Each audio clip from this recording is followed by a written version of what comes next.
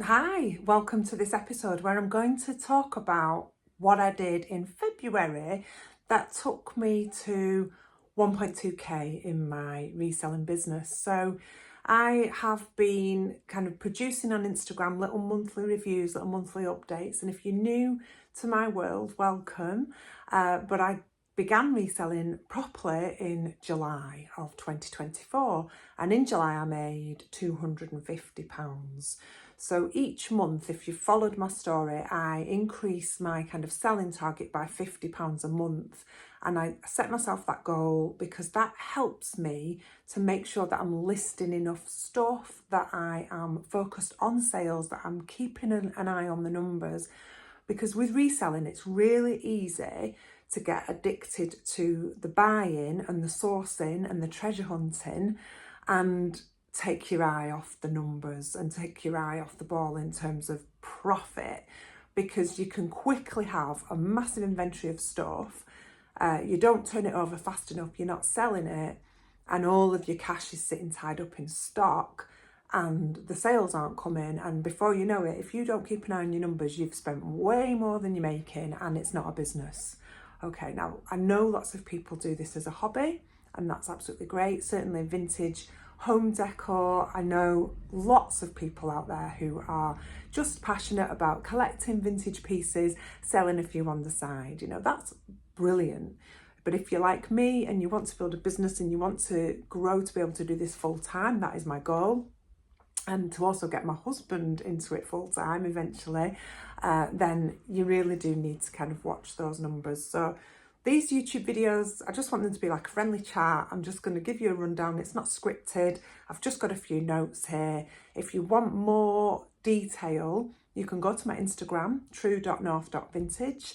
And I do like a little carousel post each month of what I've done and what I've learned. So you can have a look back through my Instagram and you'll find more information there. But as I said, I started in July. By October, I was making £1,000 a month. And the way I've done that is by experimenting a lot, learning what sells for me, really starting to niche into my market. So for me, it's always been metals, glassware and artwork in particular, plus accessories. So I do belts, vintage bags, jewellery, that kind of thing as well. But I've always been multi-platform. And from day one, I made the decision to invest in the cross-list software that I've spoken about before and I have got YouTube videos on. And that allows me to push my listings out across multiple platforms. My philosophy, yes, it is lovely to have a gorgeous Etsy shop, and I've done Etsy and I'm trying Etsy again at the moment. Lots of people just have the Etsy shop or they just have a website, and that's great if that's your choice. Whereas I want to be more of a fast turnover reseller, and in my head, why am I going to restrict myself to just one audience when there are millions of buyers on Vinted, millions of buyers on eBay, millions of buyers on Facebook, and on Etsy. And of course, I am also trying to do my own website, but that has completely fallen by the wayside at the moment with everything else going on, but I will be coming back to that this year. And by spreading my sales across multiple platforms, I'm reaching different people. And on Instagram as well, I do post sales on there. So I've adopted that approach from day one, and I invested in Crosslist because I thought I'm just going to start as I mean to go on. It cost me around £24 a month. It's peanuts compared to renting a physical space or something like buying lots of fancy equipment and things. Or I don't have stickers yet. I don't have printed cards yet. I don't buy packaging. To me, it just made sense. Get going, get listing, learn how to get my products out there in front of as many people as possible. So if you are interested in Crosslist, I do have a link in the notes and in my bio on Instagram for you to get a discount on your first month, 30% off. So give it a try and drop me any questions, like literally anytime. It's absolutely fine for you to do that. So that, I feel, is how I grew, and it's a numbers game with reselling. I started to see, obviously, the more I listed, the more sales I got. And the platforms do like you to be active. Vinted certainly is a good platform, like 2 or 3 items every day or every other day is going to keep pushing your stuff up there. I've heard loads of different theories on what's right and wrong. Some say posting on eBay every day isn't the right thing to do. I don't know, but I've just tried to commit to posting a couple of things each day and seeing what happened. And it doesn't seem to have hurt me, but the more I post, the more I sell. So I set myself a bit of a goal by Christmas to have 100 listings, active listings running at any one time. And if I could get to 100 active listings, then that was going to kind of keep me buoyant. However, I have since realised that you could have 100 active listings and not sell as well because your listings are just not up to scratch. So you've got to have 100 active listings or 50 active listings or whatever your little target is of quality stuff that you have sourced at a really good price to give you a really good profit margin. So selling, buying something for £3 and selling it for £5 is not going to be sustainable as a business model long term. Yes, initially those little sales will build a bit of an audience and get things going for you, but that's not a business model that I wanted to adopt. And so my goal is really, if I source something, I want to be able to sell it for 4 or 5 times what I paid for it. Doesn't happen all the time. Often it becomes 3 times what I paid for it, but I don't buy it if I don't think I can sell it for that kind of price. And this comes with experience. This comes with learning, with looking at what sells for you, with understanding the market, seeing what people are prepared to pay. And I know you can make a lot more if you sell on Etsy, get higher price. However, you've also then got to factor in the fees and so on. You've got to look at actually what Etsy charges. eBay have now gone free to private buyers, but I'll be transitioning soon to a business buyer. So that's going to become another cost implication. So you've really, really got to know your stuff in terms of the numbers. Pricing I can do a whole different video on, but you start to pick that up as you go along. So initially, if you're just starting out, sell off what you've already got in your house. See what you enjoy selling, what goes for you, what do you like to buy as well, what do you like looking at in the charity shops or the car boots or the auctions. But always have in mind, like, is it worth me buying that? Am I going to be able to make a good enough profit to merit the time that I'm putting into this? So using the cross lister for me was a big thing, and it got everything out there. So all my run up to Christmas was fantastic, as it was for most resellers. So October, November, December were really strong, and putting stuff out on all the platforms was great. I was able to manage those listings on cross lists. So if you sell something on one platform, you can quickly delist it off all of the others.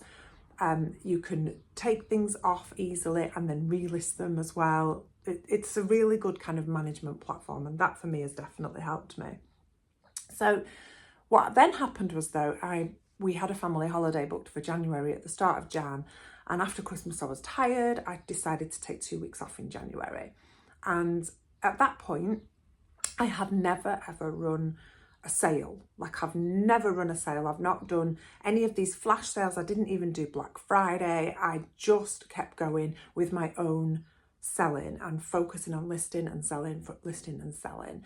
I didn't feel the need to do a big discount sale at all. I do send out offers. If it's a high ticket item, I build that into my pricing. I will send out an offer on eBay to people. That often converts, or on Vinted you can do the same. But I don't routinely send out offers on Vinted. I do it on the odd item. I will, however, if things have become a bit stale, I might just drop the price on Vinted for some things that are really low down in the pecking order.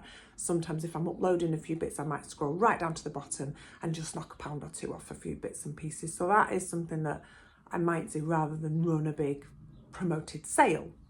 But went away on holiday in January, absolutely brilliant, came back really refreshed and just thought, right, I'm clearing now. I'm going to do a 50% off everything sale, and that was a huge risk. However, this is the really important thing about retail.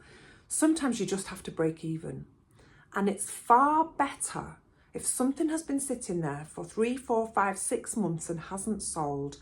get the cash back into your business, break even, get rid of it. Because what that will do, say you sell something for £5 or £10 and you're breaking even on it, you get that £5 back into your business, you haven't lost anything, and then you spend it on something that you know is going to bring you £15, £20, £25. So whatever that might be, it might be a really lovely piece, ceramic piece of some sort of pottery that you know sells really well for you. You get £5 back, go to the charity shop, you see something new for £5, buy it, list it at 25, sell it for 20, your cash has suddenly become more liquid, and therefore breaking even in those circumstances is a good retail strategy. You do not see John Lewis, Marks and Spencer's, any of the stores with stock sitting on their shelves for 3, 4, 5, 6 months at a time. It just doesn't happen. They will get rid of stuff. So a clearance sale is a really valuable tool if you don't do it too often. Selling all the time just confuses your buyer. Like, I'm having a sale here, a sale there, this is on sale, that's on sale. If I watch somebody doing that, I think, I ain't going to pay full price with you, because I know you're going to slash the prices again soon, because you seem to have this model where you're doing that. Stores don't do it. You know, Amazon waits for the Amazon Prime days and Black Fridays and things like that. It is not something that routinely I wanted to adopt into my business, but I did it in January, 50% off. It was fantastic. I sold in that 2-week period the same amount of stuff that I would have sold in a month.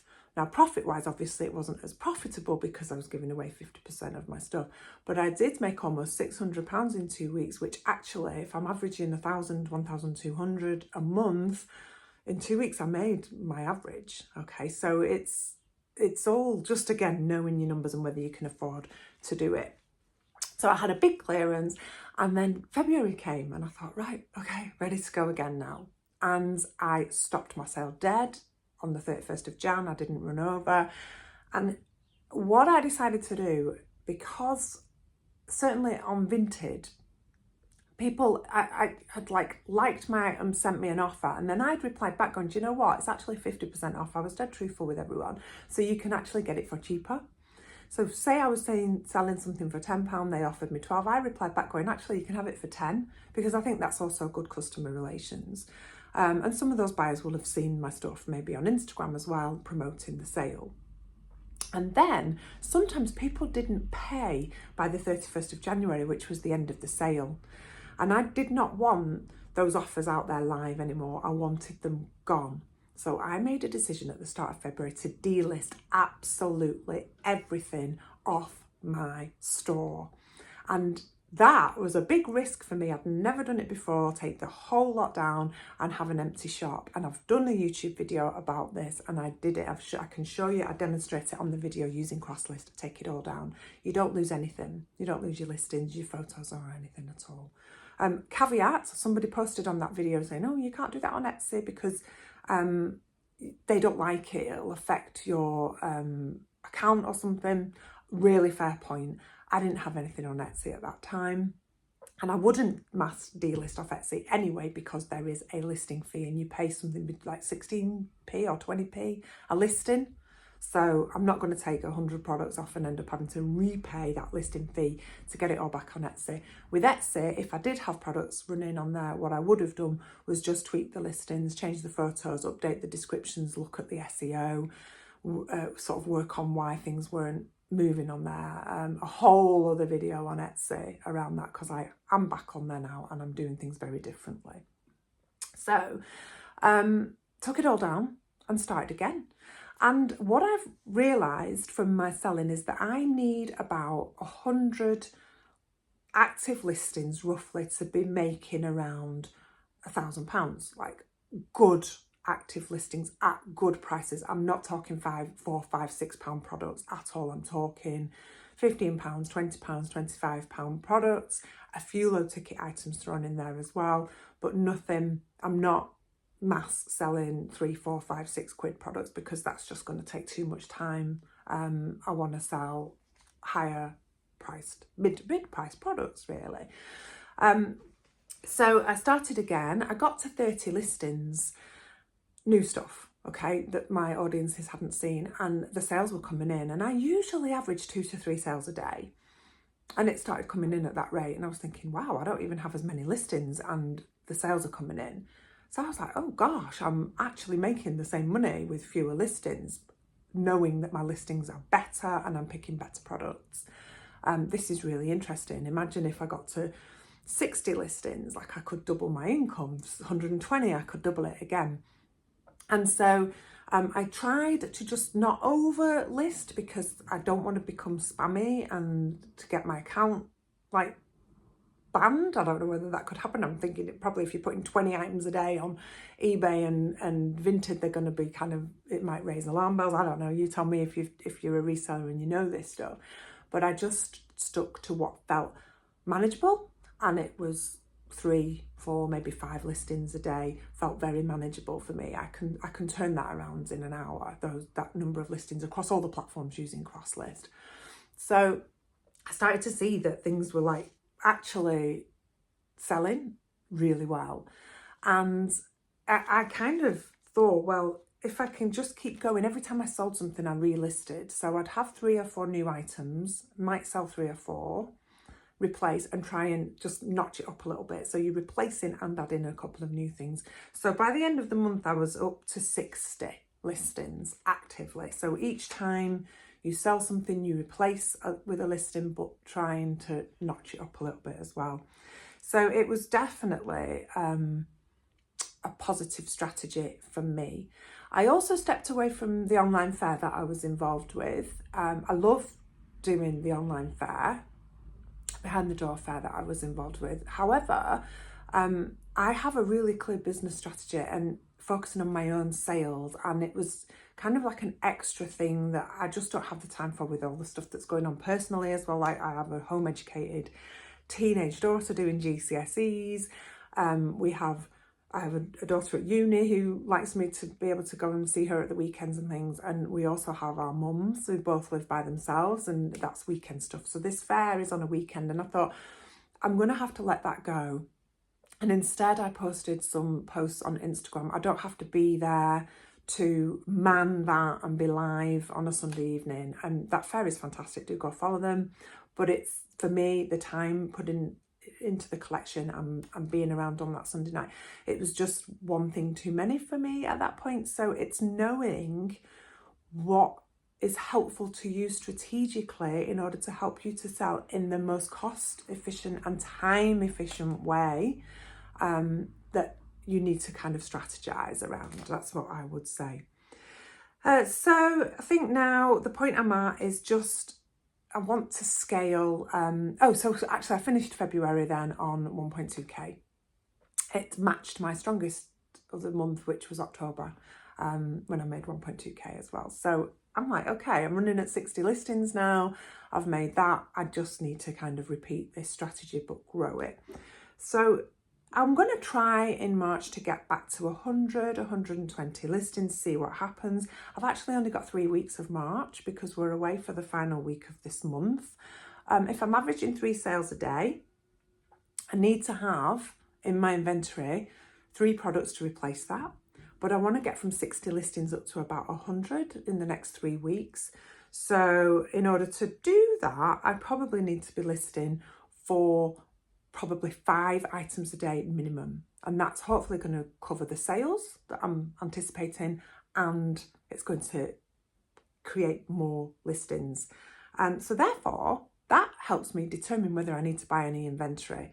Have I got enough products to list the things, replace the things I sell, and get me up to 100, 110, 20 listings, depending on how much time I've got. And also I'll be switching everything off on the last week of March. So it's a big ask. I'm not sure I'm going to get to 1.2 in 3 weeks. But as you can see, hopefully from what I'm discussing with you, by knowing your numbers, you can determine how much shopping and sourcing you need to do. Now, I know I do have enough stock to reach those numbers, so I don't need to do masses of sourcing this month, and that is only going to increase my cash flow into the business, because money coming in and not much money going out is going to really help me strategically. Of course, I don't work Fridays in my coaching business, so I probably will nip out on a Friday and do a quick scoot round a couple of shops because I enjoy that part of the business and I want it to be fun, but I'm not worrying about stock and storage, because here I only have a tiny room downstairs. You'll see it on my Instagram if you want to go and have a look. In the utility room for storage, I have a lot of cupboards, but I don't have a lot of space. So I do want to just keep an eye on the sourcing and making sure that I'm mindful about purchasing. So I hope that helps. So in a nutshell, just to sum up, February strategy was I delisted absolutely everything off my stores. I relisted really strategically. I chose items that I knew were going to sell for me, that had a good return on investment. I don't list loads and loads of cheap stuff. There's a few cheaper items in there which are just kind of introduction to my world. Excuse me, I'll just take a drink of water. And I really kind of honed in on just listing daily consistently and spreading across all of the platforms. I would say, I haven't done the analysis yet, but I would say my sales were split really well between eBay, Facebook and Vinted. Facebook was my strongest, and I am in the process of writing a guide around Facebook. So when that's finished, I'll link it in the show notes of this video, and I'll also do a Facebook video for you. But I just really knew my numbers, and I just kept going and pushing out there and making sure that I was delivering. I was very mindful of my time on social media. I was very mindful of the time I was committing to other things in the business and out of the business. And I kind of kept my eye on the ball. And this is part-time, okay? I do this part-time around my other job. It is not something I'm committing hours and hours of time to. So the other good news is I was able this month to treat myself to a thermal printer. As I said at the start, I didn't invest in all of the equipment straight away. I wanted to prove to myself that I could kind of grow this, and I will be doing a video for you unboxing the thermal printer, setting it all up and letting you know how that goes in the next episode. Thanks so much for watching. Drop any comments. Please like and subscribe to the channel. It really means a lot. I want to keep pushing out the content and helping people. Share my channel, talk about it, tell people. It really means the world if you do that. And I hope that this has been useful. Check my Instagram, true.north.vintage, for the summary of what I've talked about today in a carousel of slides. And I look forward to seeing you on the next episode. Thanks so much for watching.